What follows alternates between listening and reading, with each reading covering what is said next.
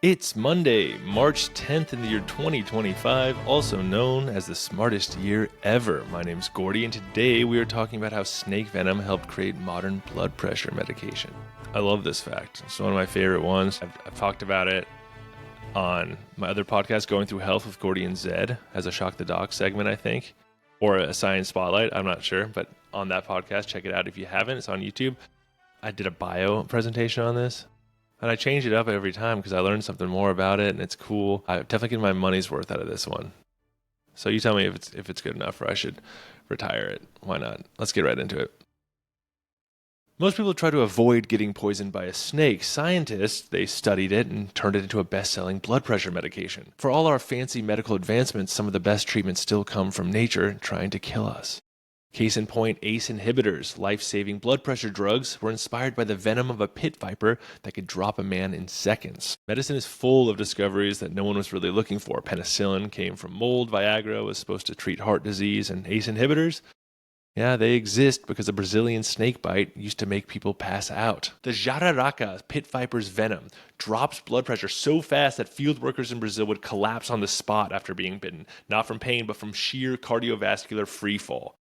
Most people would see that as a reason to stay far away. Scientists, however, they saw a potential cure. As I mentioned, the culprit was Bothrops jararaca, a pit viper whose venom contained peptides that blocked a key enzyme involved with blood pressure regulation. Specifically, it inhibited angiotensin-converting enzyme, ACE, which normally helps the body tighten blood vessels and raise blood pressure. The venom effectively shut that system down, causing a dangerous drop in blood pressure. Great for a snake trying to kill prey, not so great for humans trying to stay conscious. Scientists in the 1960s and 70s realized that this mechanism could be flipped. What if we used a controlled version of this venom to lower blood pressure in people who actually needed it? Enter ACE inhibitors, now one of the most widely prescribed classes of medications for hypertension and heart failure.